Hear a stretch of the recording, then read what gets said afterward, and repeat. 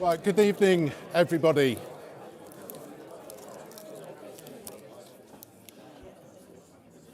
Thank you, everybody, for coming along this evening. I'm Johan Tasker. I'm the Farmers Weekly podcast and projects editor, and I'm hosting this evening. So before we start, welcome, everyone. I don't believe there are any fire alarms planned this evening, so if you hear an alarm, it's a real one, and you can follow the exit signs. Please turn your mobile phones off, or at least put them on silent. Please do feel free to use social media and tweet or post something on Instagram. We do encourage audience interaction. The people who have been selected for to ask a question should know who they are. I believe they are all here except perhaps one person. Is that right? Yeah, okay. There'll be about 6 or 7 questions. As I say, you will all have the opportunity to come back on questions. And the other thing is, when you do get asked a question or you do get pointed out, just please wait for the microphone and then say who you are and where you're from. And I will sort of remind you to do that as the evening progresses. And I think that's it. So it's a fun evening, and topical debate, a little bit of needle perhaps, but no throwing stuff and all of that kind of thing. And we will all make friends afterwards. There's a drinks reception at the end of the question time. So without further ado, the other thing to say is we are recording this as for a podcast. We're not live streaming it, but we will put a more or less an unedited version of this evening on YouTube. So if you really didn't get enough of tonight, you'll be able to watch it all again at your leisure. But the podcast version is particularly popular. So, welcome to our Farmers Weekly Question Time event here at the Royal Agricultural University, Cirencester, in the heart of the English Cotswolds. A warm welcome to you all. I'm your host, Johan Tasker, and I'd like to thank our sponsors, Lloyds Bank and AB Agri, for making this evening possible. Founded in 1845 as the first agricultural college in the English-speaking world, the Royal Agricultural University today provides more than 30 land-based courses to students from over 45 countries. And it was Queen Victoria who granted a royal charter to the college in 1845, and sovereigns have been patrons ever since, visiting Cirencester in every reign. Now, we're yet to hear whether the university's next patron will be our newly crowned monarch, King Charles III. We're not blessed with a visit from His Majesty this evening. He has, after all, had a rather busy week. But we do have an exciting panel of experts to answer your questions. On my immediate left, George Eustice MP was UK Secretary of State for the Environment, Food and Rural Affairs from February 2020 until September last year.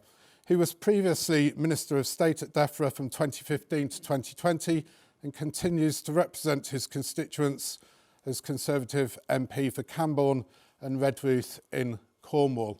From a farming background, George's family run a fruit farm, restaurant and farm shop in Cornwall, where they also have what I understand is the country's oldest herd of British Lop rare breed pigs. Next to George is Hertfordshire farmer Joe Franklin. Joe worked as an agronomist for more than 10 years and undertook a Nuffield farming scholarship before farming in her own right with her partner Rob. The couple set up Kaipoi, a mixed sheep and arable farm, and now have a 2,500 New Zealand Romney stud flock, plus about 640 hectares of regenerative arable cropping. On my far left is a face that will be familiar to many of you here. Professor Tom MacMillan is Elizabeth Creak Chair in Rural Policy and Strategy here at the Royal Agricultural University.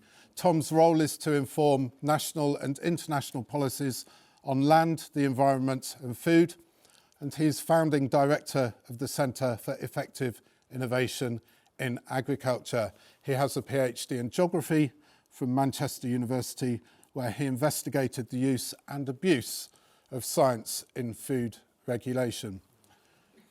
Turning to my immediate right, Mark Tufnell is president of the Country Land and Business Association, which represents about 28,000 landowners, rural business owners and rural professionals. Mark trained as a chartered accountant. He owns and manages a mainly arable farmed estate not a million miles away here in the Cotswolds, incorporating key conservation measures for wildlife and enhancing biodiversity.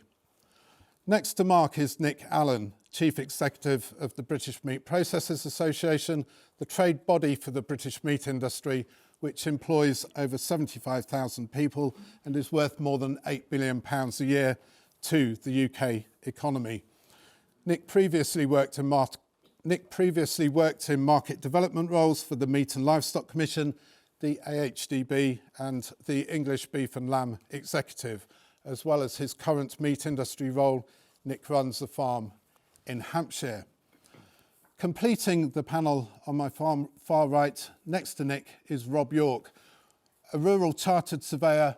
Rob describes himself as an environmental dialogue broker, moderator and broadcaster with over 25 years of experience, covering diverse issues from forestry and farming to wildfire and conservation to hunting and rewilding. Rob seeks to create space for interdisciplinary conversations.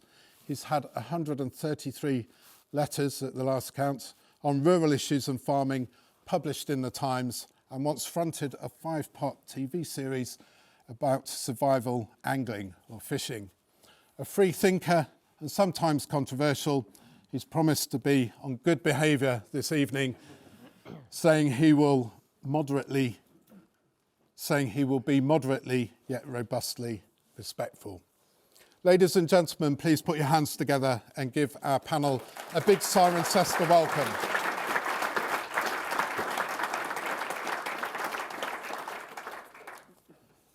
Our first question this evening from Nigel Finch. Thank you very much, Chairman. Could you just wait for the microphone, please? Thank you. I hope you can still hear me anyway. Nigel Finch, I farm about 900 acres just up the road from here. And what I'd love to ask the panel this simple question. Does the panel think that the present government policy will in any way reduce our enormous import of food? Thank you, Nigel. Does the panel think that present government policy will reduce our reliance on food imports? Mark Tufnell. Thank you very much. Great question from my neighbour. Thank you. I mean, does the government have a food policy? It's a pretty good question. And actually, we're going to be meeting the Prime Minister next week at a much awaited food summit, where we're going to discuss just those very issues. The country's only 60% self-sufficient in food in any case, so it's got to import effectively 40%. And there is a report that has to be made every year, or every 3 years, to Parliament, setting all the data out. I think what's intriguing about it, though, is if you start to unpack that 60%, we're 75% self-sufficient in the foods that we can actually grow in this country, because we don't grow bananas and we don't grow cashew nuts. But the key part that I think that the government really needs to focus on is the fruit and veg sector and the nut sector, where the percentages are very small. So we're only 14% self-sufficient in fruit and veg. Now, of course, those areas have not really been supported by any of the previous support schemes that we've had in the past. And it's that focus that I think we need to look at. And so much focus is going from the government on the Environment Act, the Climate Change Act, and those targets. And I know Therese Coffey is looking at that. And the danger, of course, is that food and food production gets almost forgotten about. And it's for those associations like mine to raise it up the table to say, you know, we all need to eat. We've got a cost of living crisis. We had interest rates go up again today. It's going to impact on the value of sterling. Hopefully that will bring down the cost of some of those imports. But it's not a particularly difficult, it's a particularly difficult situation we have at the moment. So it's something that I'm very keen to raise with the Prime Minister next week. So great question, thank you. George Eustice, it wasn't so long ago that you had the big job at DEFRA. Government policy hasn't changed that significantly since. Will present government policy reduce our reliance on food imports? Yeah, quite likely to, for a number of reasons. But coming to Mark's point, we did publish a government food strategy last June that actually set out quite a lot of measures around technology, unlocking regulations around gene editing, so that the UK can be the leader in Europe in all of those new technologies. We've increased money in the Farming Investment Fund to support investment on farms. It's likely that over time, the fact that we've left the single market, although there's tariff-free access for the EU, there will be non-tariff barriers, and those roughly increase the cost of European imports by about 1.5%, and that means that over time they will lose some of the advantage that they enjoyed in the UK while we were members of the European Union. But principally, I would say this, I think sometimes just focusing on production to supply ratio can be misleading. It's an important measure. It's one that we do monitor. Under the Agriculture Act that I introduced a few years ago, every 3 years the government must now publish a very detailed, comprehensive analysis of our food security, including the production to supply ratio. And one was done in December 2021. There'll be another one coming out next year. And it's something that we monitor. But the most important thing is that we have profitable agriculture, because if you have agriculture that is profitable, and if linked to that as well, it is globally competitive, and we shouldn't talk ourselves down, UK agriculture is globally competitive in virtually every sector, then you will actually see agricultural output increase. So it's the output that you have is a product of the profitability. And then if you factor into that the fact that we've left the single market, and there are some of those non-tariff barriers, we're likely over time to see some consolidation. But it's not certain, and I'm on the record as saying that there are other things that not this government, that this government's done quite well on trade deals, with CPTPP being a balanced reciprocal exchange of opportunities. I wasn't a fan of what was agreed on the Australia trade deal. I'm on the record as saying that. Thank you. Joe Franklin, out in the field, do you see government policy as reducing food? No, I'm not. I'm not with you, George, I'm afraid. I'm very simple. If I need one apple to eat, I want to buy one apple. So it is directly related to me. And when it comes to profitable farming, if you can find an example of a profitable farmer in every sector, I'd say you're doing quite well, totally unsupported. And that example may be a mere 10%. So what you're suggesting is we let the rest go to the wall, which would then increase our reliance on imports. And the rest of us merely look after the environment. Thank you. Could I ask Nigel whether you think the current government policy is going to reduce reliance on food imports? I'm quite sure that it won't do anything of the kind. My own farm, at the present moment, I'm finding that our prices are going up. We make yogurt, and our price for that has more than doubled. And they're putting on such large-sized order demands that we can't, no new person could start. 16 years ago, we could do it. Now, we wouldn't be able to start doing it. Therefore, the big companies are making it extremely difficult, and I think they will for everything else. Thank you. Because this is the first question, I'm going to give everybody on the panel a chance to say something. I'm going to come in a minute to Nick and Rob, but Tom. Thanks. So I think one of the answers is that it's hard to know, and we'll see different things happening in different areas, different subsectors. But I think the general point is that whatever happens, it's probably, I think I'm sorry to say this with George here, but more by accident than by intent, because we don't really have from government any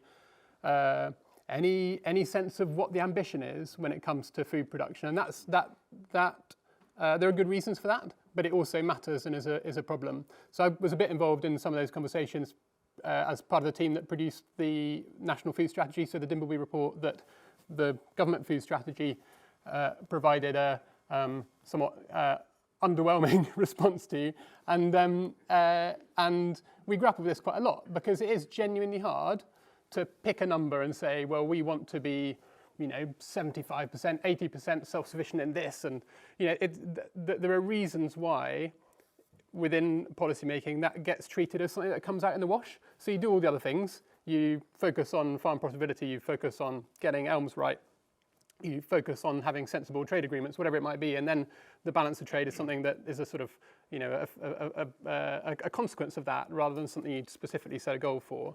And when I've talked to trade economists about that, that's how they see the world, and they're very heavily involved in supporting DEFRA with its thinking around that. So there are reasons it happens, but there's also, as Mark's already suggested, places where, when you follow that logic through, it clearly becomes absurd.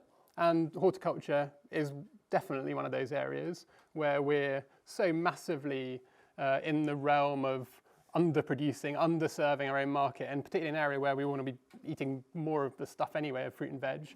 It clearly isn't right there, and so you've got a bit of a challenge at the moment, and a gap in thinking, and a gap in policy, which is, sure, you can accept a bit of wiggle room, that you can't set a specific target and aim to meet it exactly, but also we definitely need to be investing in increasing our level of domestic production and making sure that we're keeping some of those, developing those short supply chains and so on as well, in areas particularly fruit, veg and nuts, like Mark mentioned. Thank you. We're going to go from one end of the panel right the way to the other end. Rob Yorke. Right, yes.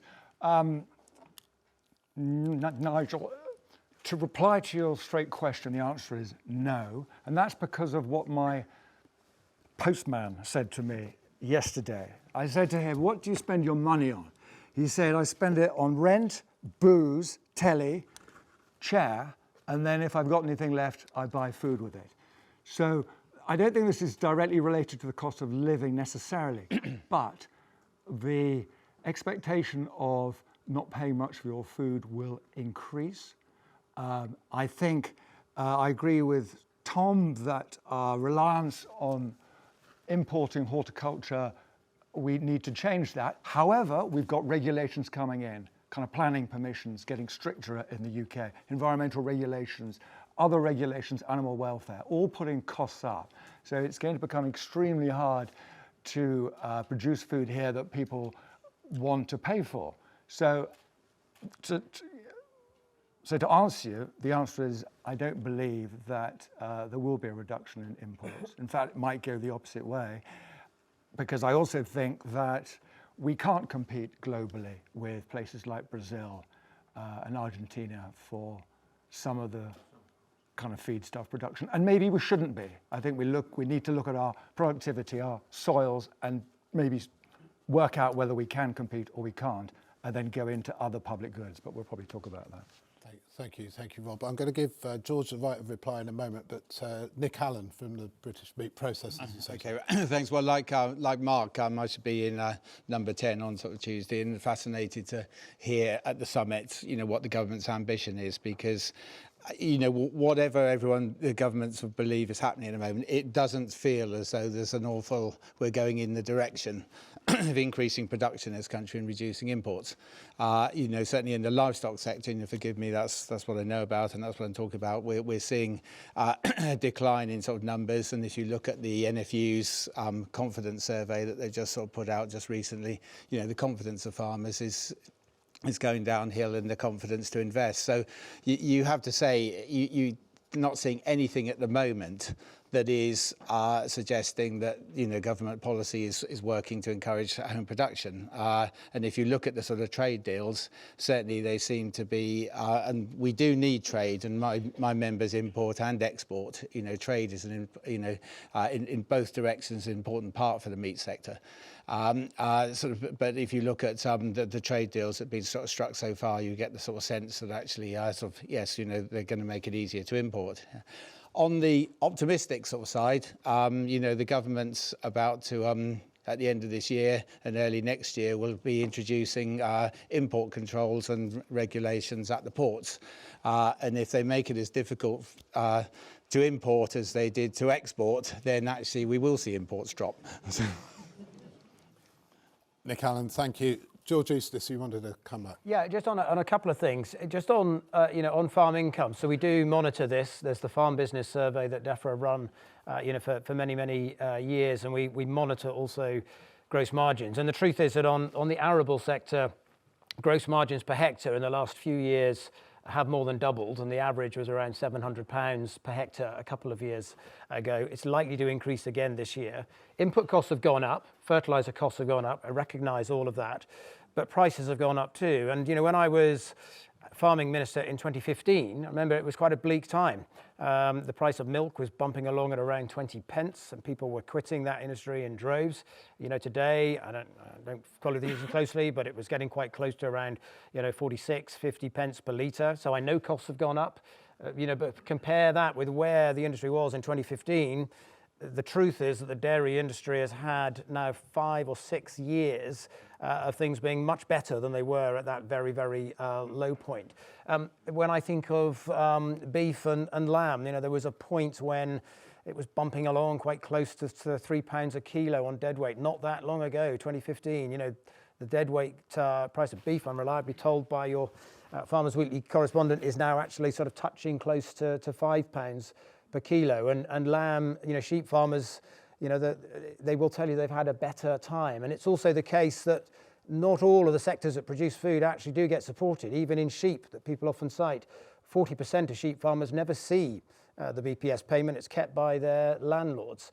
If you look at sectors like pigs, like poultry, like horticulture, these are all totally unsubsidised sectors, and they tend to be the ones where we're closest to being fully self-sufficient in things like potatoes and horticulture and carrots and soft fruits and so on.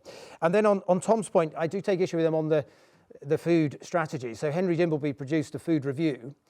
If any of you read it, it was principally about the obesity agenda, and it talked a lot about processed foods. And then there was also a big chunk as well on the environment, and then there was a section about trade. It didn't really address the issue, and none of its 14 recommendations address the issue of production to supply ratio and how we could increase production. The government's food strategy did. We committed there to expand, as I agree with the other panel members, to expand in particular glasshouse production, because it's not necessarily fruit and veg. In some fruit and veg we are fully self-sufficient, and indeed we export certain root crops and so on. But it's particularly when you come to salads like tomatoes and cucumbers that actually we could, in my view, support a whole new generation of heated glasshouses in this country, reshoring production from the Netherlands. And that's where the big opportunity to expand our production lies. And if we're thinking about national resilience in that context, food security, it's also the most important area, because every time I was in the sort of COBRA emergency meeting over 7 years, and there were many different issues that we had to address, supply chain disruptions, it nearly always came down to lettuce and tomatoes and cucumbers, and how on earth are we going to get these through the short strait. So if we've got a vulnerability on food supply, it's definitely on the salad side. It's actually far less so on beef and sheep and pigs and poultry, where we're actually quite close to being fully self-sufficient. Thank you, George. Joe Franklin, just briefly. I just need to set that record straight about arable farming, because you were barned all out. I think every arable farmer in this room would rather farm in 2015 than they do today. The access to money. let's move on to the. Thanks, Joe. Let's move on to the next. Only just begun. We could be here all night, but second question. Question from Mark Jeffrey, please.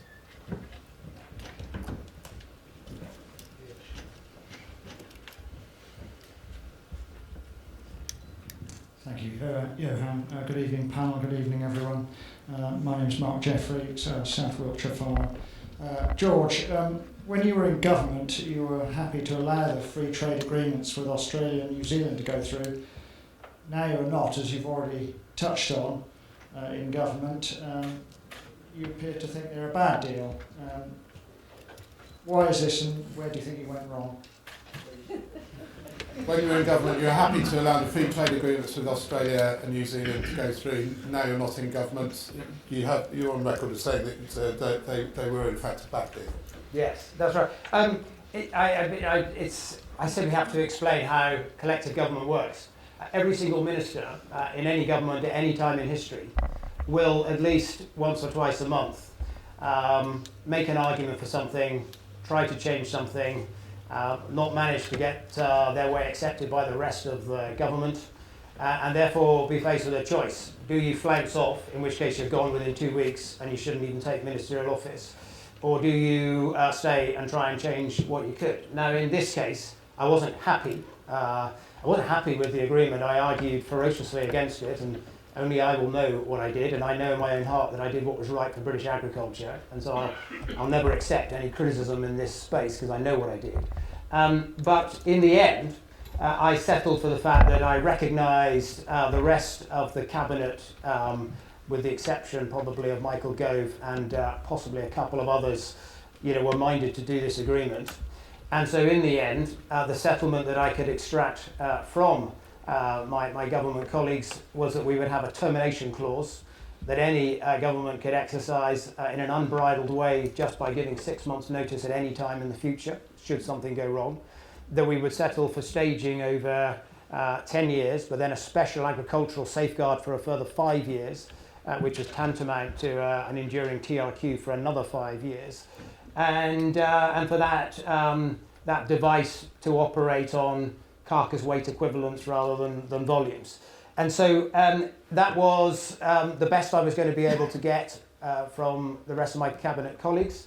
And I decided to stay because there were a lot of other important things to get right. There were decisions we had to get right on TB policy, and I kept that policy going through 3 different prime ministers and 5 different secretaries of state, and I didn't want to see that lost. There were other trade agreements to be done on the United States, CPTPP, New Zealand. These were also agreements where I knew it needed someone like me to argue the case to make sure that those turned out right. And crucially as well, I wanted the agriculture policy to turn out right. So that's what you do in government. If you're not willing to abide by collective agreement and accept that sometimes the consensus in government will go against you, but you'll have to defend the collective position, well then you just become a backbencher. And that's a perfectly respectable position for people to do. They wouldn't enter government. They wouldn't actually be able to influence what government does. But the quid pro quo for taking a position in government is you argue ferociously in private for what you want, but then you do accept and defend a collectively agreed position. Thank you, George. I've got people on the panel queuing up to say something, but just first, Mark Jeffrey, what is your view? Did George do the right thing, do you think? Should he have stood down? Or is it better to be inside the tent, as it were? Hello. Yes. I think I'm happy with that answer, and I'm glad you stayed there, George. Really, so because you can't influence if you're not at the table. So I think that's where I stand. Thank you very much, Nick Allen, and then Rob. Yeah, I'm not going. I'm not going to comment on. I think I'd agree what has just been said. Actually, I think George was sort of right to stay there. There's a fundamental sort of problem we've got with these trade deals at the moment, is that we have a civil service that are not used to working with industry.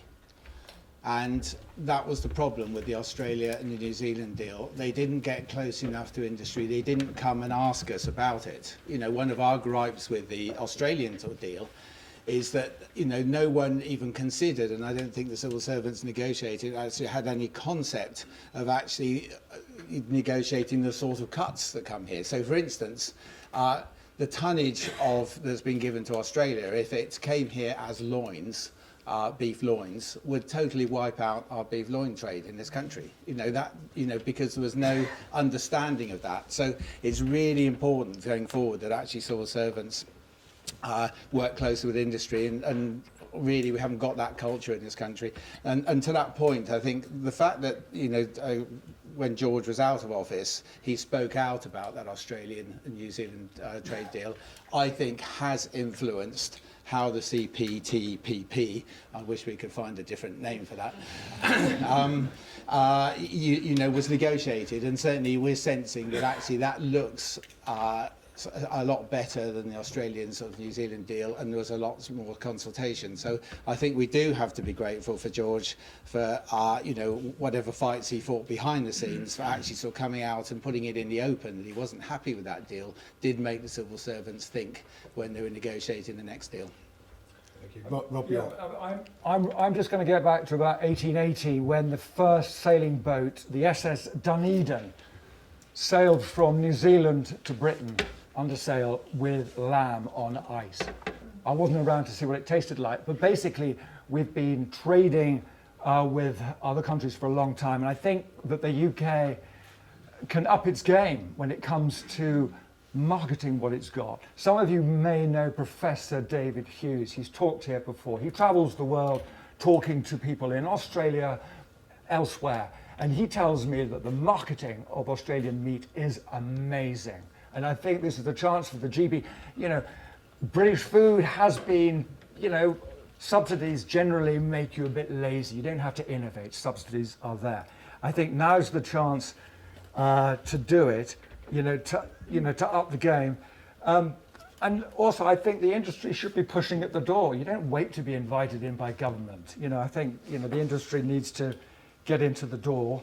And I think the competition, and also one last thing, I'm afraid the UK is not a very big market. Asia's the big market for all of this stuff from Australia and New Zealand. It doesn't really make much difference in the scheme of things. Thank you. Mark Tufnell from the CLA. I think we were concerned about a number of issues with the deal, and we agreed very much with the stance taken by the NFU. But I took the view, well, let's try to work out something positive that could come out of it, and argue very positively for a significant number of additional trade ambassadors to make sure that our country had people in, for example, Australia and New Zealand promoting our product. And actually the number of trade ambassadors did go up, and it went up from 2 to I think it's 11. We all raised the point about welfare standards and pointed out all the difficulties that were going on in Australia, which were going to impact on what was happening in this country.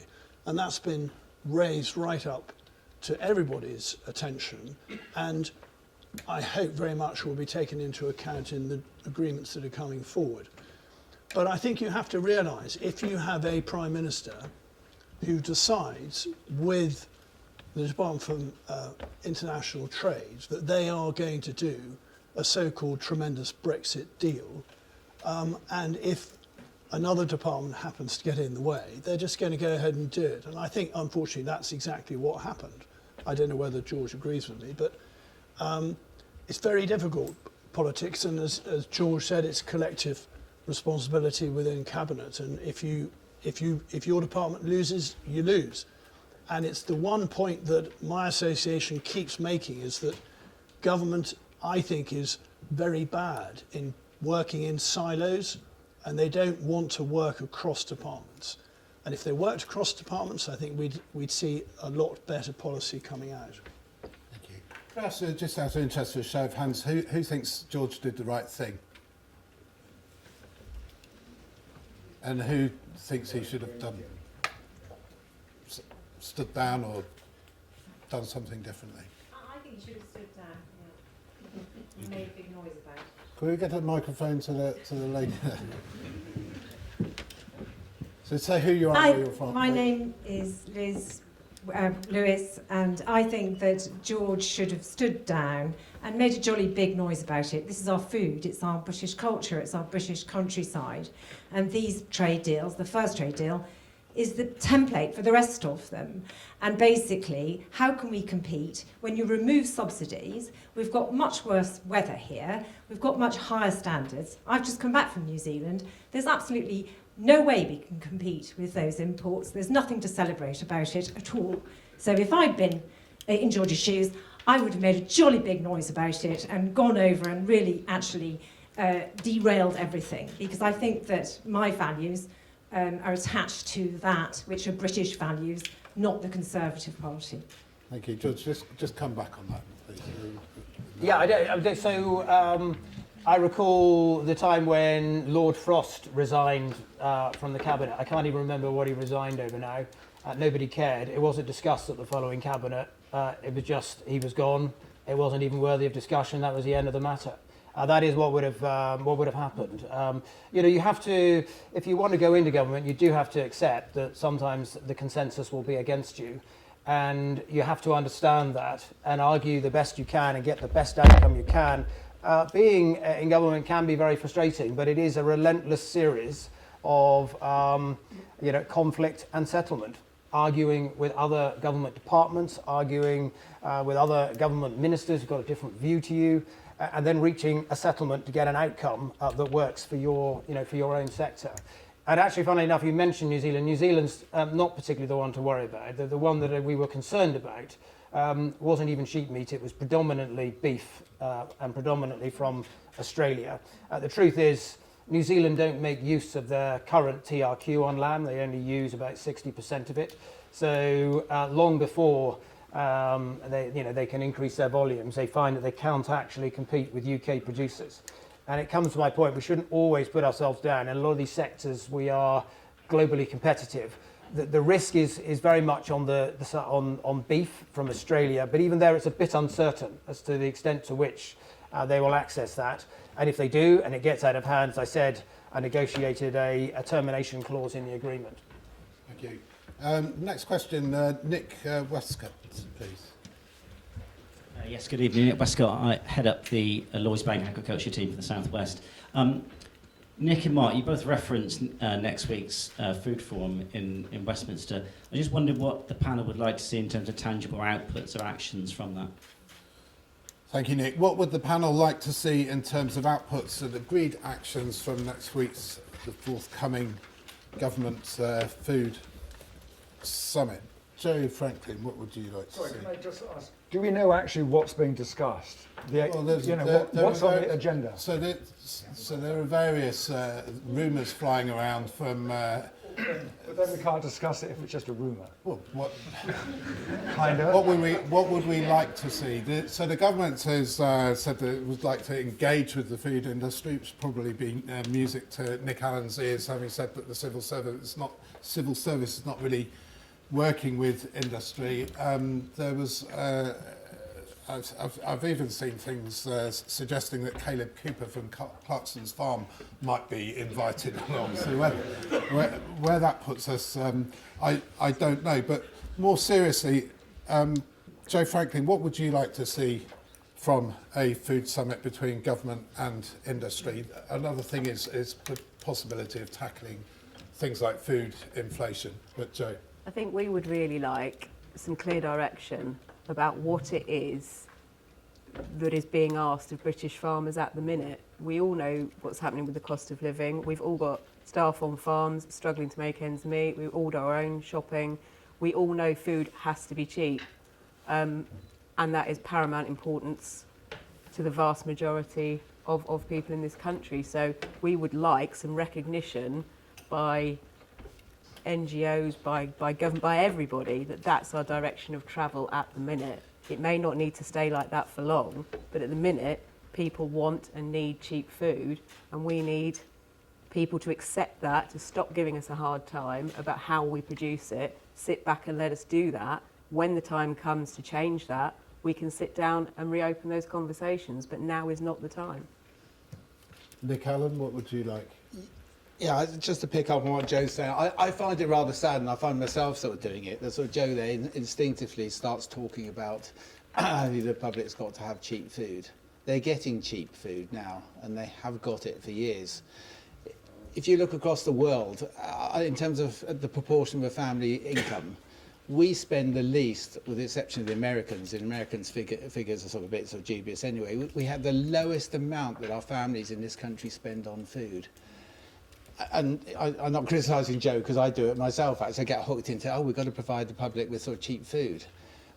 It's time this stopped. They're getting cheap food. You know, we have debates about fairness in the supply chain. Actually, the people that are getting the fairest deal out of the supply chain is the consumer. And somehow we need to actually sort of turn this round and actually get people to value food and understand that they do need to pay more for it. And I know that's an uphill.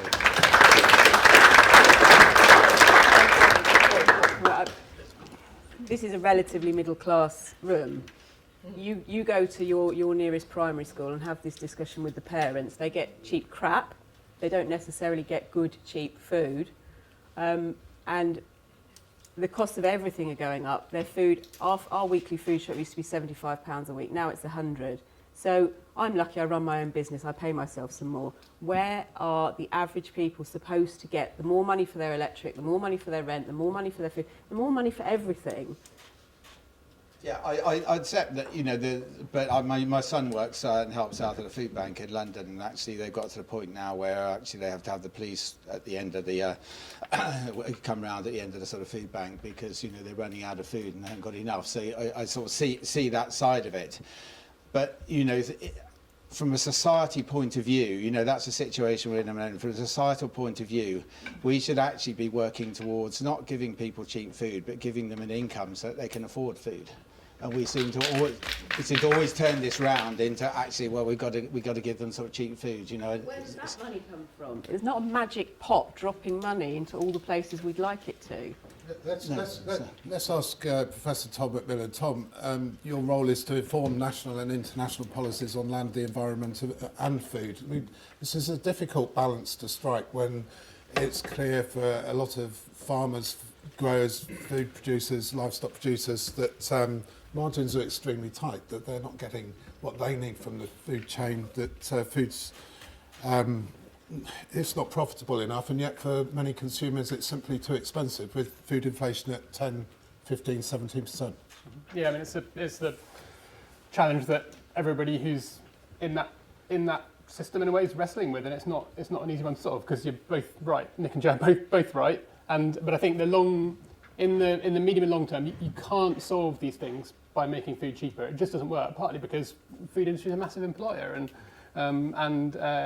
you know, you already have, as everybody knows, farmers on low incomes, farmers using food banks. Even we've in something I'm involved with called the Food Farming and Countryside Commission. We've done met farmers in that through that work who are using food banks, and it's, you know, just devastating producing food, but not being able to afford to feed your own family and things. So you've got these very, very difficult kind of problems really baked into how our food system works at the moment. In the longer term, there's some sort of crisis stuff you've got to do, and it'd be great to have the flexibility to think across government about minimum wage levels and about universal credit, about what in National Food Strategy we had quite a lot about eligibility for free school meals, some of the things that are relatively flexible mechanisms that you can use there to help make things less bad, but that won't solve it overall. So I think it is genuinely difficult, but you're not going to solve it by making food cheaper and cheaper and cheaper. We've kind of tried that, and it doesn't work. Out of the summit, I think it'd be really good to have government commit to putting the horticulture strategy back on the table. So, as I understand it, a huge amount of the hard work that George, you referred to, that you had done in the government food strategy around horticulture, was taking shape in horticulture strategy and has bitten the dust in the past few weeks. Hopefully that's not true, but that's what it sounds like. So it'd be great for that to be given new life after the summit. It'd be great to tackle the gap in defining core standards that was behind some of the stuff we've just been talking about on trade. Some of the reason we were in that mess, in a way, was partly kicking down the path the job of defining some core standards that would underpin, but not completely bind, that wouldn't restrict trade deals, but would underpin and provide a kind of foundation for them as well. And then finally, I think it'd be great to have a commitment to a food bill, again, like we set out in the National Food Strategy, which doesn't, again, solve everything in one go, but gets the ball rolling on that, the sort of joined up approach to addressing these issues that everybody's sort of touched on one way or another in the conversation so far. A bit like the Climate Change Act, sort of gets you on a travelator that doesn't solve anything in a year or two, but it keeps the issue right at the centre of government's attention periodically at least. So that would be really helpful. And final point about the summit is it'd be great to make sure there's a full breadth of the industry represented in the room, and it's reassuring that you're both there, but we have a pretty wide industry, lots of different shapes and sizes of business, and it'd be good to, and NGOs and so on, representing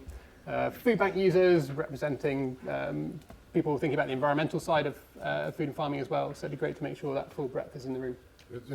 You're inadvertently touching on a question that's going to come up imminently, but I'm going to come to some more panel members in a moment. But the lady at the back there, just say who you are and where you're from. Hello, so my name's Sophie Argyle. I'm from a company called NSF. We do the Red Tractor farm assurance audits, so I'm sure I'm going to get a bit of stick later for that. But my question wasn't really around that. So we're talking a lot about making sure that food is at a sustainable price.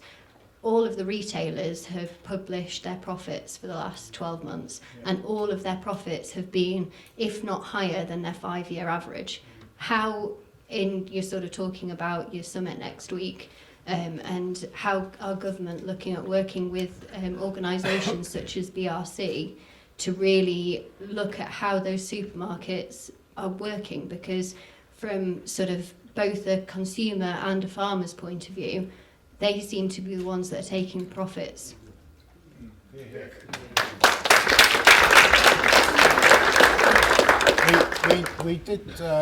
We tried a number of supermarkets in terms of getting supermarket representation on our panel, but we were unsuccessful. We thought we'd snared one, and they then said they politely declined with about 10 days to go, which was frustrating. Go on, Rob. Rob Yorke, just briefly. Yeah, very briefly. Yes, I went to a symposium the other day, and it was all about future food. And it was 500 quid to get in. I managed to blag a ticket. There were no farmers in the room. Okay, that's one point. And the other thing is there were all the big retailers were there. And I would want to start off by defining what food is. Because a lot of it is a lot of commodities mashed up and turned out as food. Where's nutritious food? Now, I know that's a big generational change how we make that transition, but I think we've got to start with some of the basics. You know, the UK has one of the longest food chains, and supermarkets are part of that because they're keeping the population quiet and fed, and politicians really like that. So they're a key part of this. But I think we have to ask some fundamental questions. Do we want food or commodities turned out as a mush? And the NHS, obesity. We're talking about siloed thinking. If we want to talk about health, obesity is one of it's stalking Britain, and we need to talk about health. We need to talk about changing our diet. So business as usual, food production, commodities is over. Nutritious food needs to... I completely agree with you on that one, and I think when we're looking at that, it's also looking at that quality over quantity, because there's a lot of research that goes into the background that suggests that if people can eat more nutritious food, then they need less of it, which then helps with sort of trying to gain those environmental benefits from other sectors and their land use issues that we're facing at the moment. We might touch on land use issues later as well if we have time, but just briefly, Mark Tufnell and then George Eustice. Thank you. It's been a really helpful discussion for me, as I'm going to be there, and we're still sitting waiting for an agenda. It is actually called the UK Farm to Fork Food Summit. So in essence, I think it's about trying to get the Prime Minister to understand how food goes from the farm and ends up on the plate. So my guess is it's not going to be 4 of us in the room having a chat with the Prime Minister. There'll probably be 70 people there, and there'll be lots of breakout groups, and there'll be a big fanfare at the end. But I hope at the end of it, there'll be some positive messaging coming out, which will bring in some of the health issues that got forgotten about from Henry Dimbleby's report, because there's some jolly good food out there. It's how we eat it, what our diet is that's the problem, how we link all those departments together, education, health, and DEFRA itself. So there's a lot to be focused on, and I'm going to get a proper briefing by my team tomorrow. So thank you. Thank you very much, Mark. George Eustice. The question was what would I like to see? I think 2 specific things. First of all, like Tom, I'd like to see the horticulture strategy or the component work streams that sat underneath that reinvigorated, because that is the area where in the supply chain we've got the greatest vulnerability. It's where our national resilience is weakest. So I would like to see that restarted. I think the second area links to the further question that was raised around contracts. We created a power under the Agriculture Act for the government to regulate for fair dealing and transparency in markets. And we've done it in dairy already, albeit a sort of initial first step. I think there's a very strong case for doing it now on pigs in particular, and also on eggs, because what we're seeing is parts of the agricultural supply chain where the supply from farmers is quite fragmented, and you've got quite large processors in the middle. And there's a lack of clarity about whether increased payments that might be coming from retailers down to those processors are then following through in a timely fashion to the farmers who are producing the food. And I think in particular in eggs, this is what we saw happen, that increase in price wasn't being passed back, either because supermarkets said, we don't believe you, we think you're trying it on, or because processors didn't pass that money back to the farmers, so they just didn't restock. And we've got to try and deal with those sorts of problems. Then just a general point, we have to be realistic about these sorts of summits. I've sat through loads of them in my time. There'll be a large number of people in the room. In some way, be realistic about what will come out of that particular meeting. However, behind the meeting is something, in my view, that's very significant. And that is Rishi Sunak himself has called for this meeting. And the reason he's done it, it's born out of a recognition that it's been a stressful couple of years for everyone, whether they're in food manufacturing or in retailing or in farming. It's basically, there's been a lot of stress on the food supply chain. And actually he recognises that, and he wants to hear people's different perspectives on it. And I can just say this, that when Rishi Sunak was Chancellor, and I could always pick up the phone to him, and he would regularly sort out problems there might be with officials in the Treasury in order to make sure that some of what we wanted to do on agriculture was protected and properly understood. He comes from a rural seat. He genuinely does care and is interested in farming, and I think it's a good sign that he's called this summit, and that means something in and of itself. Thank you very much, George. I said that Tom sort of almost inadvertently touched on the question that was coming up. George, you've spoken about the large number of people that potentially involved in this summit, and as have other panellists. The next question is from Fiona Galbraith. Hi, thanks. It's on. It's on. Yeah, you couldn't have led up to it much better, to be honest. Farming's a notoriously disparate sector with a multitude of representative bodies.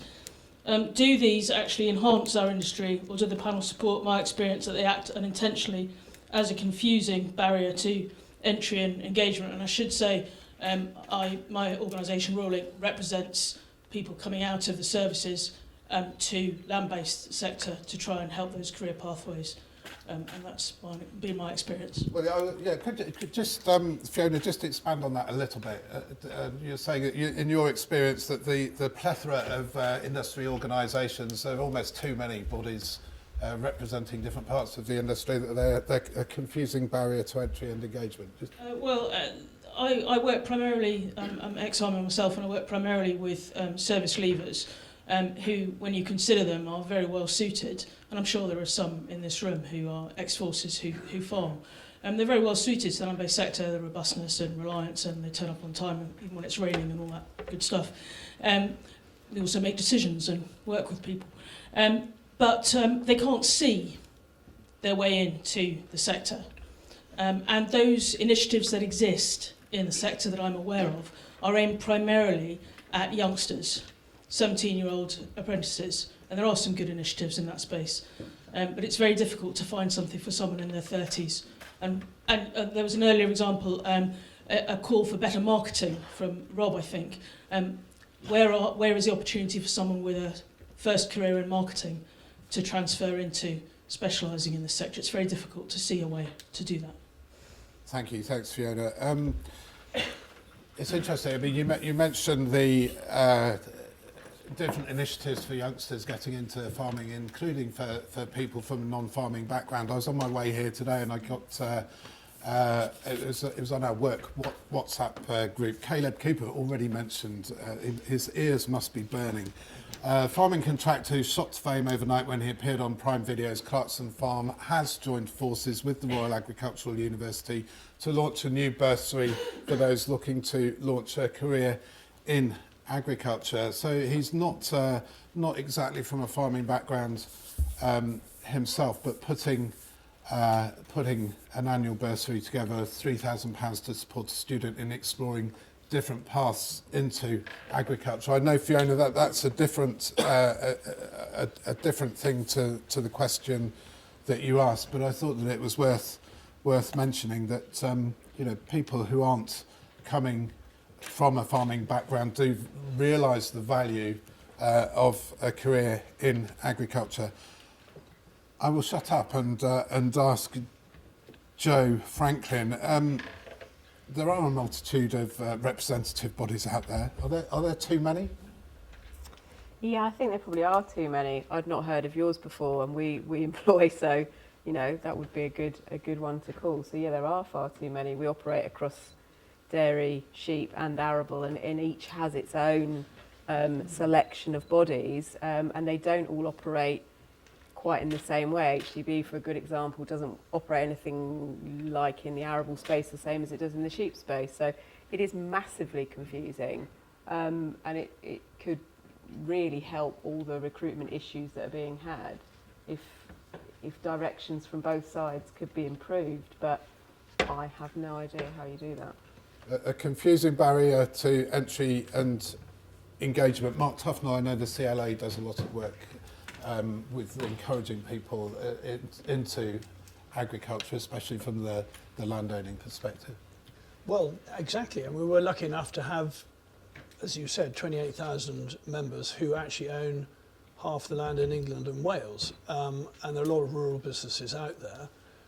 And the other bizarre fact about the countryside is that 85% of businesses out there don't farm. So there are an awful lot of people out there who have nothing to do with farming. We try and represent them as well. And I think it's trying to link up, if you're interested in becoming a member, and Anne's here at the front, she's our regional director, can sign you up. But it's about, I think, coordinating and providing advice to people and signposting them. We're not a job bureau or a marriage bureau. We're there to provide advice and lobby government. I think if you look at the space there is for lobby organisations, it's probably no bad thing there's more than one, because it's probably best for government to be lobbied by a multitude of organisations, at least get some time in their diary. Otherwise you end up with one body having total control over the voice that's put to it. So I think whilst it's confusing, for those people who are interested in a specific sector, there's masses of information out there. And government, to give them credit, do try and target certain areas. So they're having a look at a new entrance scheme, albeit it's only for young people. They're not specifically targeting older retired soldiers. But we've had talks with a charity that does look to help retired soldiers, and I know Anne Maidment has been in touch with them down in the southwest. Thank you. George Eustice. I think the question is a really powerful point, and on the substance of it, I was pushing very hard the idea of properly refreshing the county farm model that we have in this country. It's still got actually a couple of thousand holdings, and to try to get to a point where they become almost an incubator model for new entrants coming in at whatever age they might be, where you might have collective buyer groups, where you might have sort of mentoring and business support to help people get that get going in that, and an expectation that after say 10 years they'd move on from that holding, and there'd be an obligation on the local authorities to form partnerships with the private estates to move them on. Now, I know just before I left, we were about to do something quite creative, I think with Clinton Devon Estates in that kind of vein. I hope that works carrying on. I don't know whether it is, but I think it's a really important point. As I used to go around the agricultural shows every summer, and you go through the food tent, you'll find all sorts of innovative, creative businesses, often the people who had a career doing something else, returned to the countryside sometime in the sort of 40s and formed quite innovative businesses. And I think we need to be trying to make pathways for that talent to go directly into agriculture as well. And then just a final point on the organisation. Look, they all bring something, they all bring different things. Just a word of warning, the danger of like merging everything into one is that they basically then probably won't be able to agree on anything, to recommend anything. And so we sometimes, I have this with some of the organisations not here. They bring a lot of technical expertise, but often they can't make an agreement in a gigantic council representing all sectors to be able to meaningfully contribute to policy development. And that's why, what I did when I was in government is form the co-design groups so that you could just bring in technical expertise, whether they were a member of the NFU or the CLA or the TFA or not a member of anything, bring in people who knew what they were doing and have them help government design policy, and that actually worked very well. Thank you. Gentleman there. Stephen Watkins. I was chairman of Nuffield Farming Scholarships, and I'm currently the chairman of Worship Company Farmers Education Committee. Next week is Agricultural Leadership Week. So I suggest that anybody looking for a job might be a good idea to hook onto that. But people are not on the panel are not answering your question technically. Joe answered it. The question was, do you think there are too many organisations? I think there are, but a lot of the panel are going on to education. So I've taken the opportunity to say, Agri Leadership next week. Interested, please go online. Thank you very much. We need to go, if we can, we need to keep these answers really succinct. And I know Rob's chomping at the bit, and I am going to give you the opportunity to answer, Rob, but just to say there's a couple of questions coming up that I know that you'll really enjoy. So keep your answer brief. But first, Tom, and then Rob. So Tom MacMillan. Thanks. Yeah, I don't know that much about the range of organisations, despite being a trustee of Nuffield Farming Scholarships now, but around the sort of new entrants side of things. So the area where I've seen this fragmentation problem is more on knowledge exchange. So how do you, when you're already working in the sector, how do you find out what best practice looks like and learn from each other and so on? And there, it's an area where there's, for a long time, there's been this sense that it's all a bit of a mess. It's quite heavily fragmented. It's hard to know who's doing what and where do you go if you want to find something out. And yet it's remarkably hard to do anything about it. And over the years, we've seen lots of efforts by the organisations involved to get together and try and work out how do you organise yourselves so that it is as rational as possible. So you've got your niche, and people know that they come to you for this and they go somewhere else for something else. And I think you can't just expect people to necessarily pack up their bags and go away and sort of leave the space for everybody else. But where I think it would be really helpful, and government can play a role, without trying to centralise everything, is help bring together those conversations, in that case around knowledge exchange, say, okay, here's what we think we need overall. Is this right?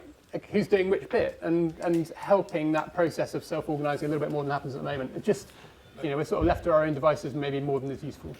You're right that there have been a number of attempts to pull things together, and including by one of Mark Tufnell's not immediate predecessor, but former CLA President David Furston, and the Institute for Agriculture and Horticulture, which is striving to create a clear pathway for people within the industry in terms of career development.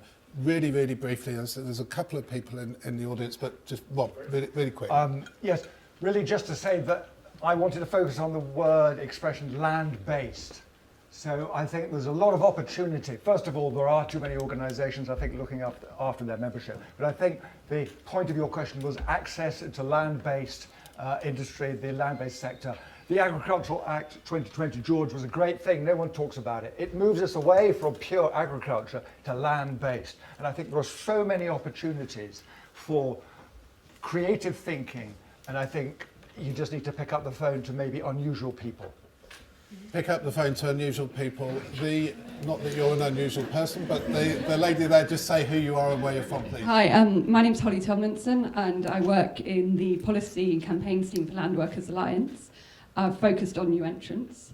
We're a union of agri-ecological farmers and other land workers, and we do actually have recently published pathways into farming, which I will speak to you about. A lot of the discussion is about training and how to link people up, and that's really important. We've been delivering the new entrant support scheme pilot. We hope that that will continue, but that is all about business training. What is not being addressed is the incredibly high cost of land, the impossibility of getting a long-term tenancy, the astronomical price of rural housing, and the impossibility of getting planning consent for a dwelling linked to an agricultural or other land-based enterprise, and for small-scale farms, even the challenge of getting farm infrastructure if you're less than 5 hectares, which a lot of new entrant, particularly horticulture, are. So I want to put the challenge to the panel as what is to be done about those things. We need to talk about skills, education and connections, but there's some more fundamental things as well. Thank you very much. And the lady just, if you pass that microphone, there you go, exactly. Thank you very much. Say who you are and where you're from. Hello, I'm Emily Williams. I work at Worcestershire Wildlife Trust. I'm a farming advisor, also delivering the Severn Trent grants in the area. And my question/point was talking about this organisations working together. Do you think that there needs to be more of a drive from government, etc., for partnership working? Because I work in lots of partnerships, so I get to know about lots of the grants that there are around.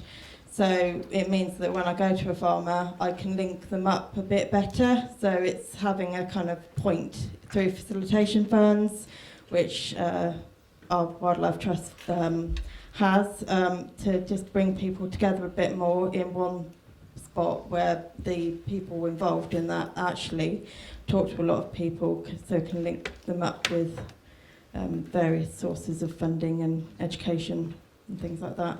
Thank you. Just George, I mean, more partnership working is something that the government. Yeah.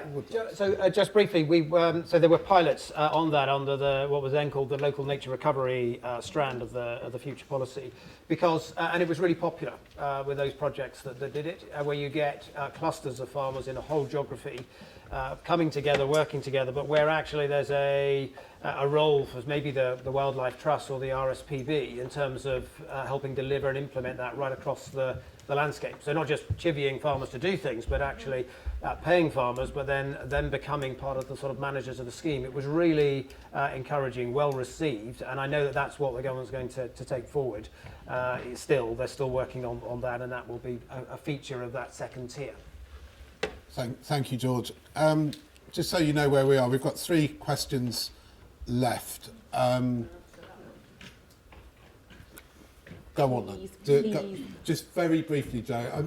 All of these events are sort of somewhat overrun, which is probably my fault. But the feedback that we've had on each of them is that people wanted more, and but we will try and keep roughly to time because we have all got, well, not in my case, I'm not going home tonight, I've got another thing tomorrow, but we have all got homes to go to eventually. But Joe Franklin. If you cut that bit out, we'd be done by now.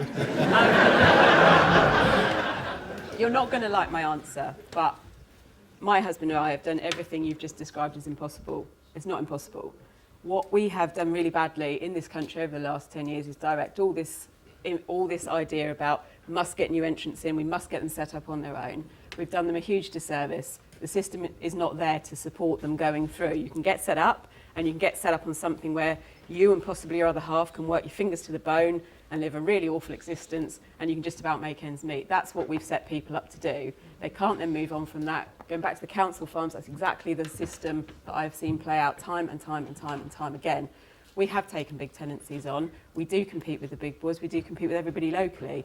And I'm not allowed the time to explain how we've done it, but I'm very happy to talk to you afterwards. But what we've got to do is get these guys, when they're young, into really good jobs so they learn from really good people that have done these things. We've got to give them better business training. We've got to give them aspirations and say, look, what do you need to earn a year? Not the other way around, not how many sheep can you beg, steal and borrow together to put a really rubbish flock together and then drag them along. We've got to say, right, what do you need to make this work? And then you've got to work it backwards. And unless we start teaching young people that you've got to do it that way around, we'll never get anywhere. Thank you. Just talk after. There was a drinks reception afterwards with some nibbles as well. So have a chat. And if you haven't done, also talk to Mark and the CLA. So I'm not disagreeing about the importance of training. Absolutely, it's just that some of the other issues don't get addressed by government. Sure. Next question, Jonathan Powell, please.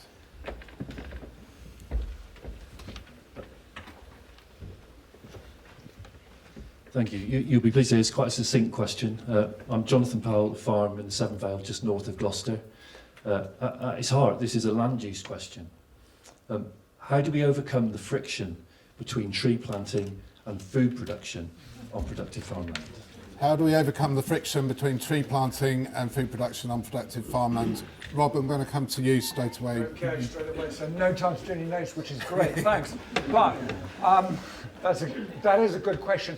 I live in Wales, near Abergavenny up in the Black Mountains. There's a lot of discussion about trees and farmland.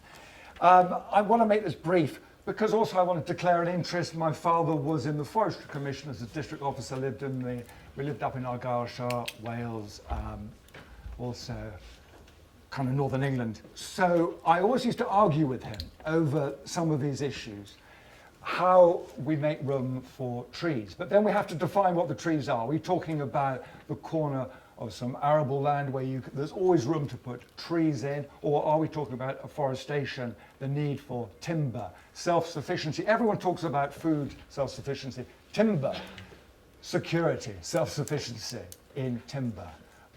That's a big question if we start to talk about what kind of trees are we talking? Are we talking about carbon offsets? So there's so many rabbit holes to go down when you reframe that question. But to answer it, of course there's room for trees and productive farming, but that's probably because it's better to spend money on a precision sprayer than to plant a new hedge, if that makes sense. So rather than planting, there may be some cases where there's no need to plant new trees, you just need to manage the existing hedgerows, existing trees much better and actually improve the farming. And then there'll be other times where the ground is so hard to farm to produce food that it's actually better to plant trees for lots of different uses.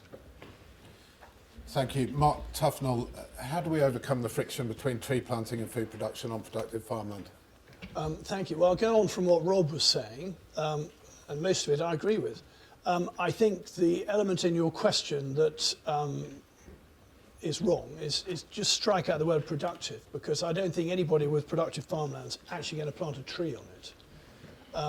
And the Forestry Commission have got a map. For some reason, it doesn't seem to be publicly available. There's a map where they've looked at the soil structures and the grades of land, and they've said we're not going to have grade One, they're not going to have grade 2, obviously. Let's look at 3B and other areas and all those little bits that Rob's talked about. And what's the total area of that? And that area is significantly more than the area of land that the government has to plant to meet all their tree targets. So actually, theoretically, it's not a problem. But it's about trying to persuade people in those areas, firstly who they are, so they know who they are, and then to persuade them to go through the treacle of filling out a form under the England Woodland Creation offer, which has got good capital money in it and good maintenance money to actually go and plant the trees. Then it becomes an issue of land use, and do you want to have a complete permanent change in land use on that ground? And if you're up in the middle of Northumberland on some ground that's not worth very much, you're probably going to make more money with some trees on it. Wholly different question in Wales, where for some bizarre reason, the government have said that for you to get any money on your farm holding, you have to have 10% tree cover. Wales has only got 6.5% tree cover, and they've got to raise it to about 10 to meet their targets. I don't think on a holding by holding basis they're ever going to be able to do it. And we've said that, I've explained that to Leslie Griffiths. I suspect there will be a long list of exemptions as to why, for all sorts of reasons, you can't put a tree on that bit of your land, and you'll still be able to get your farming support payment. Thank you. George Eustice, is there a role for government in this and smoothing out this friction? I think it is. And we spent a lot of time thinking about this. And the first thing to recognise, there's not a straight line correlation between agricultural output and land area.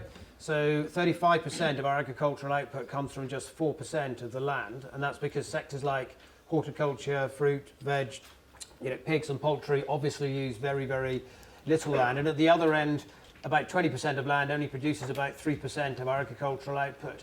So it is possible to maintain or even increase your agricultural output while making available land as well.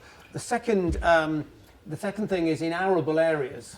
We were doing quite a bit of thinking around having trees as boundaries, plant them around the boundary of the field so that you wouldn't lose productive land, but you would have trees in the landscape planted around the field boundary. And actually that might be quite a crucial way for some of these more productive arable farms to be able to access the new scheme and benefit from it.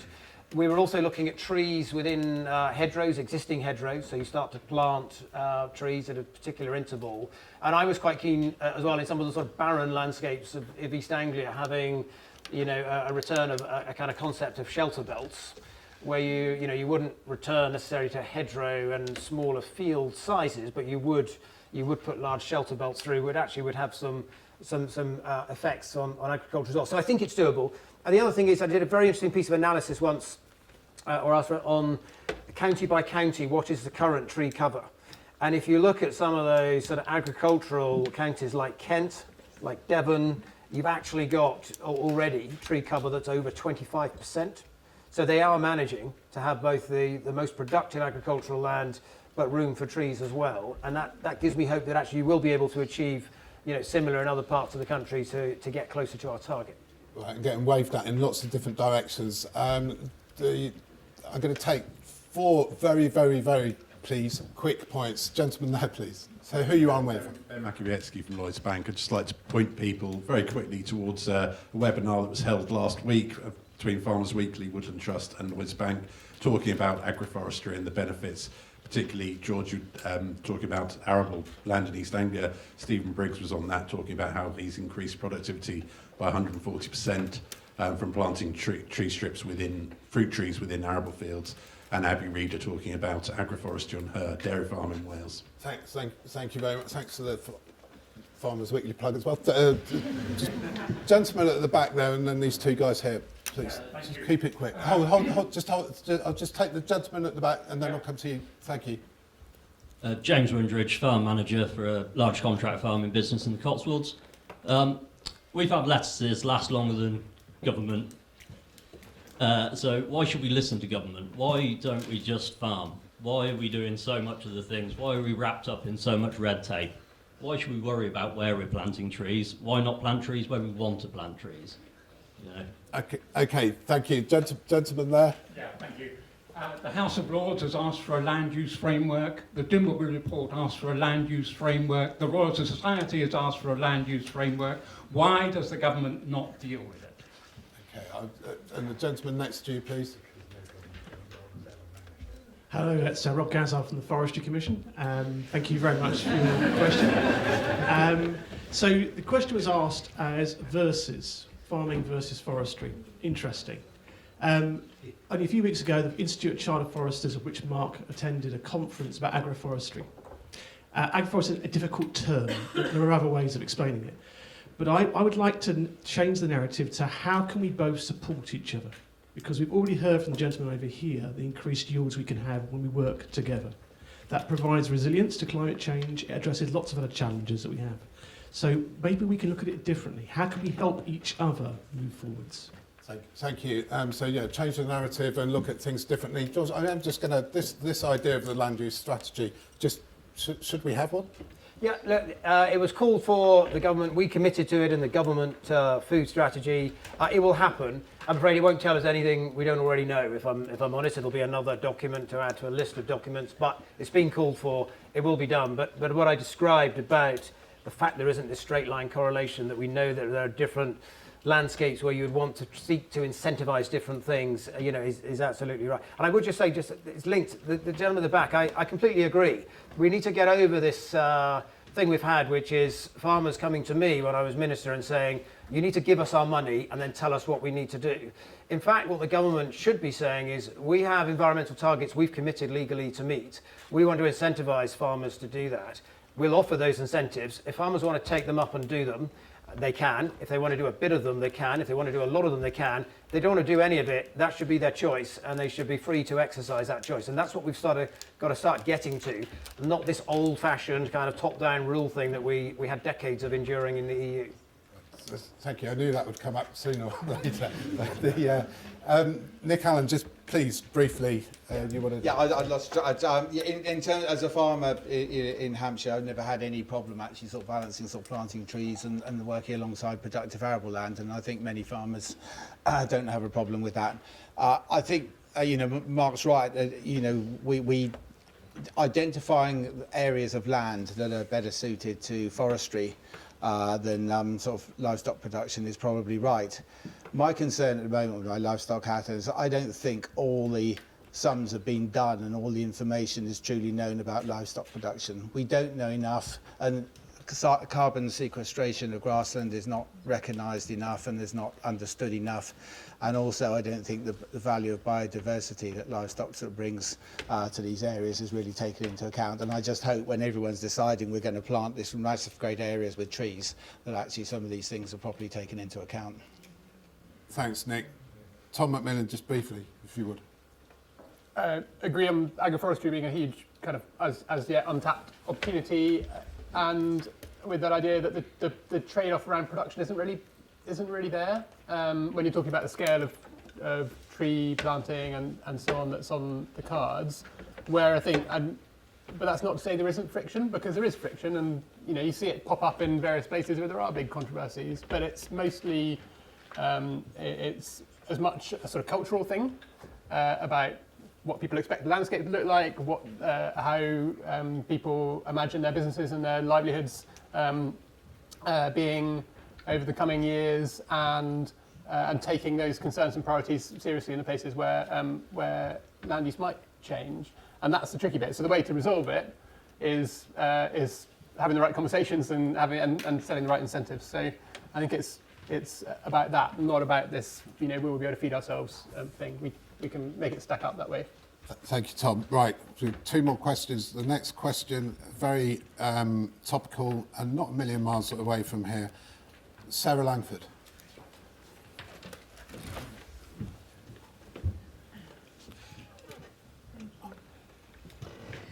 Hi, I'm Sarah Langford. I manage my parents-in-law's farm in mid-Suffolk, and I'm a student here, and I write books. But before that, I used to be a criminal barrister, which is why I'm interested in any comments the panel have about the custodial sentence, which has been recently handed down to John Price the farmer, and whether they think it will be a deterrent for further environmental damage, which is what I imagine the judge intended. This is the case of John Price, the Hertfordshire farmer who was, believe he actually pleaded guilty, jailed for 12 months of causing environmental damage to the River Lug, estimated to be £600,000 worth of damage, reprofiling the river, and he argued that he was doing it for the greater good. Jailed for 12 months. Judge said he should serve at least 6 months. Just briefly, will this act as do you think this will act as a deterrent, Rob? Just keep it. Well, keep it non-controversial, No, keep it very brief. Keep it brief, please. I actually went and drove over that bridge last week because I was on my way past it. So I just wanted to have a look for my own purposes, because when we hear stories like this in the media, it's very hard to find out exactly what the truth is, what is the whole story. And the big thing that I always do get into trouble for is that I always ask why. Why did it happen? I remember there was a case where someone cut down an osprey nest. You could hear the motor, and suddenly the osprey nest fell into the water. And I wanted to know, why had someone done that? Of course it was a crime. Of course it was abhorrent, and people were throwing things on social media saying, whoever did it must go to prison.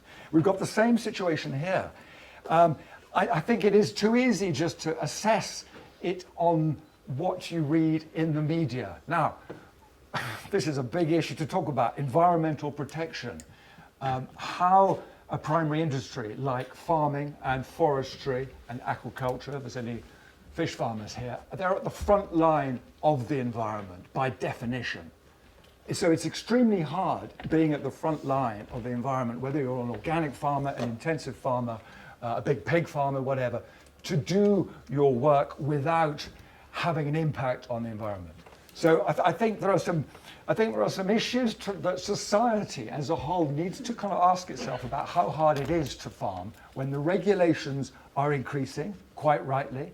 We demand food at an affordable price, but we're not willing to change how we're going to eat because the government was too weak to even talk about the food plan, or not too weak, but it was a big political football. I'm slightly gone off on a bit of a rant there. The point is, I would like to ask why. I'd like to ask what happened beforehand. Were there problems with conversation with the local community and the Environment Agency and flooding?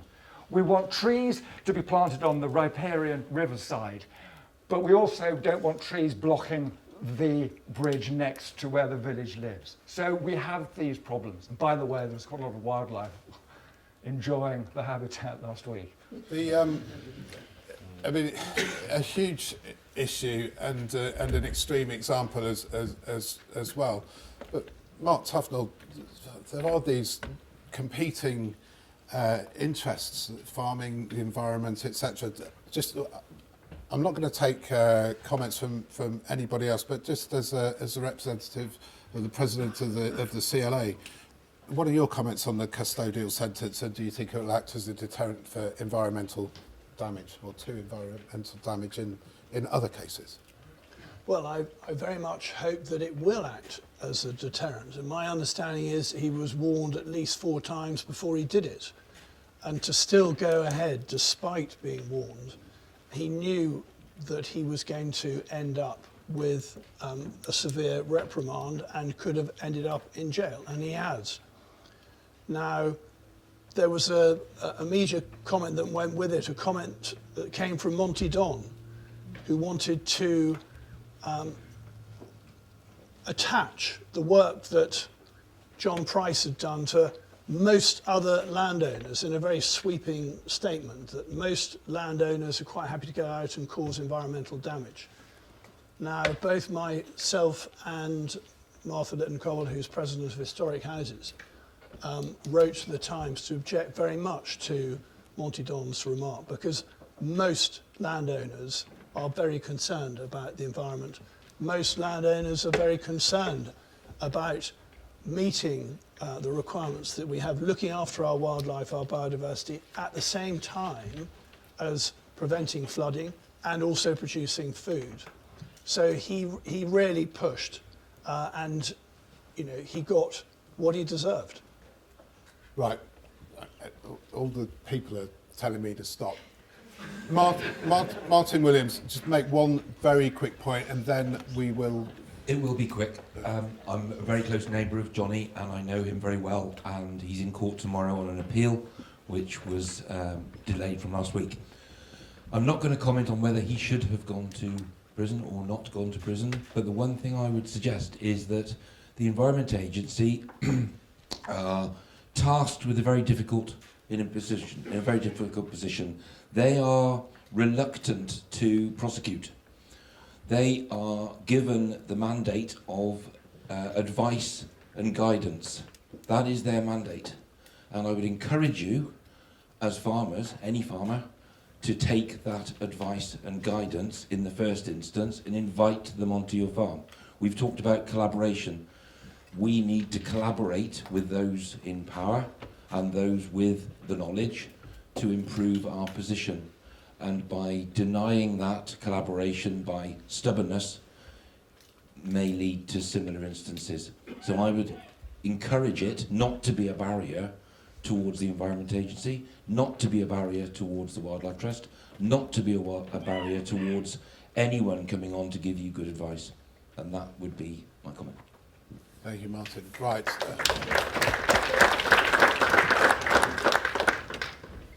Thank you. We are at the Royal Agricultural University. This is the final question. I always like the final question to be something a little bit different and something that everybody can perhaps answer, and in an interesting and inspiring way, I guess. So I'm going to ask the question to ask the question. Sebastian Bednar, please, just say where you're from. Hello, I'm Sebastian Bednar. I'm finally a student about to leave. I also work in a fruit distillery. So my question today for you all is what role you see His Majesty the King in the future of agriculture?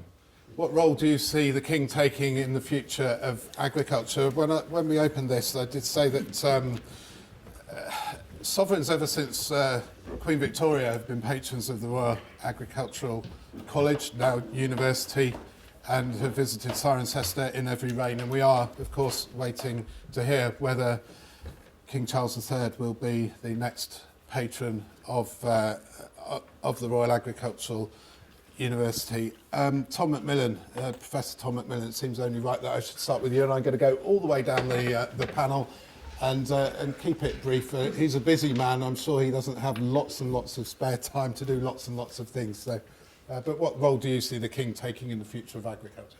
I think it would be a pity if he kind of decided he needed to stay completely quiet about it, because I think that's he's obviously been vocal about lots of things over the years, and when it comes to agriculture and the environment, generally helpful, I think, in terms of sort of pushing forward thinking about as like organic and the relationship between agriculture and the environment and all those types of things.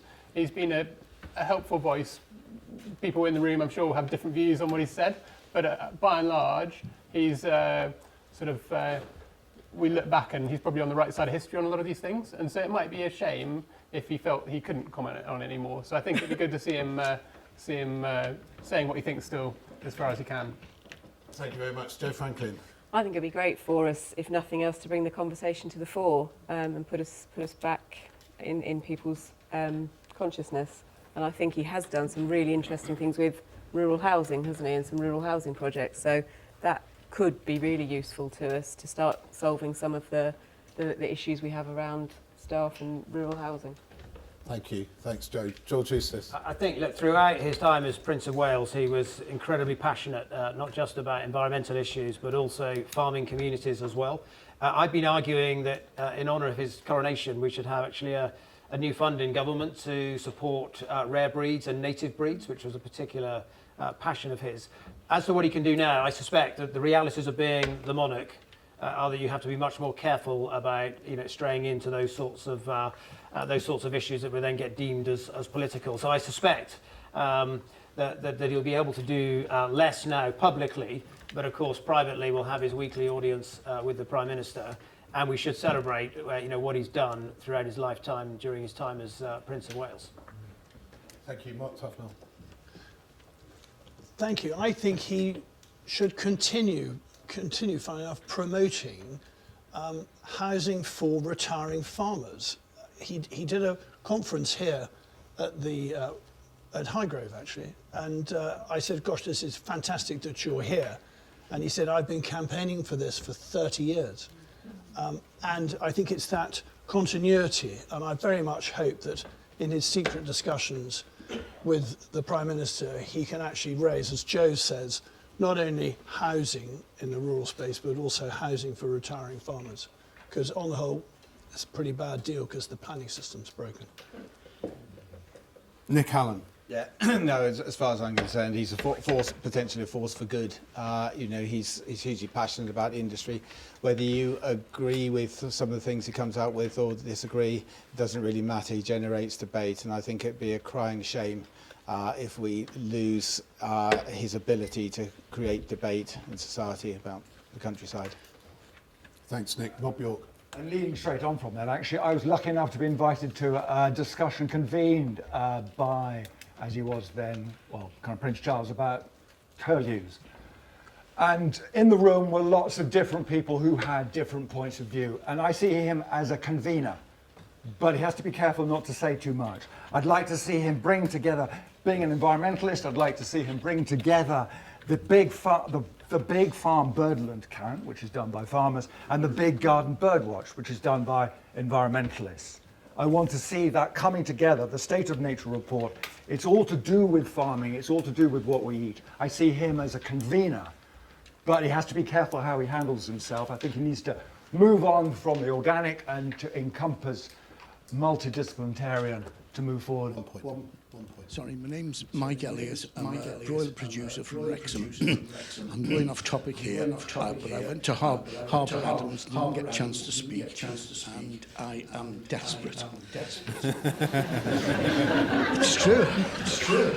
I'd just like to read this quote first from the Farmers Guardian. There is an overarching lack of direction at DEFRA, and I think everyone in the industry has been feeling that for some time. It comes from the top, it is totally directionless. Thank you very much. Do you recognise that? I'm losing money, so our power went up, and then last week we get the High Court case where we've got the Humane League, RSPCA and DEFRA arguing it out. No witnesses in the court at all. It was just barristers working off reports. I didn't recognise what they were describing. The welfare in our two sheds is exemplary. And I handed a letter to the judge at the end of the first day, and he said he couldn't accept the evidence because it had come through the wrong channels. I got in touch with DEFRA in September when the case was listed, and they wrote a letter and they said, "We are unable to comment on individual cases or provide contact details of officials involved in the litigation on behalf of the government." So, could I ask you to make a brief point? Yeah. And if not, the brief point is, and it is brief. This is from the RSPCA. It's called Eat, Sit, Suffer, Repeat, and it shows mortality of some rate on some tests done at Scottish Agricultural College, and the slower growing birds had 5% mortality. There's our league table of all the producers who produce for the integrator that we produce for. Average mortality, 4.81%. Where's the problem? It's not with the fast-growing birds, it's with the slower-growing birds. And we are getting fed a load of crap. Thank you. Let's talk afterwards, but for right now, I just go back to Sebastian to have the final word, as it were. What would you like to see? What role would you like to see the King taking in the future of agriculture as a RAU student yourself? I wish I thought about this. They seem to have people that want to talk, don't want to say anything. Fire from the head. Well, what do you think you should do? I mean, the range of views seem to be people would like him to continue speaking out, but as Rob says, perhaps not say too much himself, bring people together. For me, he's sort of just an inspiration for the... I'm not really... I've been here, but I'm not really directly involved in farming, so I don't know really the crux of it, but he's an inspiration, sort of just a lot of things for me, a lot of things that I hold dear at the college, the tradition, the heritage, the very Britishness of it all, and I think that's the most important part for me, is that he's at the head of the country, but he's also in our hearts as well, and I think that's the most important thing for me.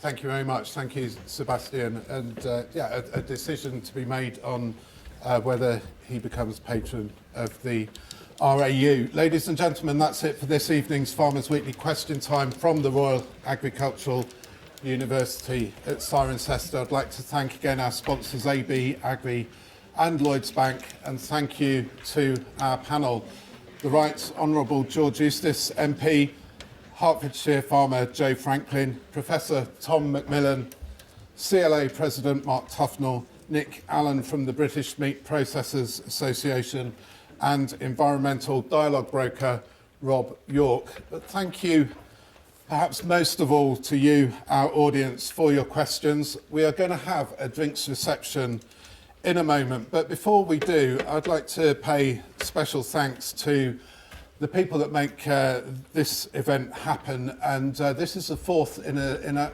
what I hope is going to be our first series of Farmers Weekly Question Time events. We've had four, one at Harper, one at SRUC in Scotland, one at the John Innes Centre in Norwich, and I know some of you will say we saved the best from last in having this evening's event here at the Royal Agricultural University, but we couldn't really do this without the backup of people like at Farmers Weekly, like Amy and Laura, Chelsea, Nandita and Olivia. Chelsea and Olivia have just recently joined us only in the past sort of week or so.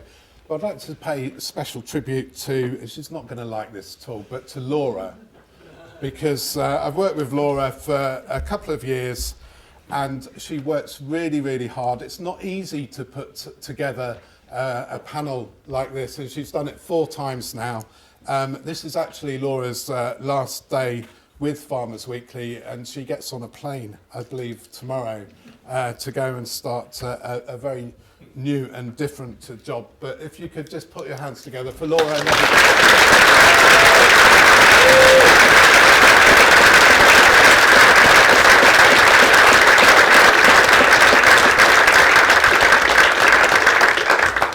Thank you. Apologies that we overrun. It's completely my fault, but we've got a drinks reception and a safe journey home. I've been your host, Johan Tasker. Thank you very much.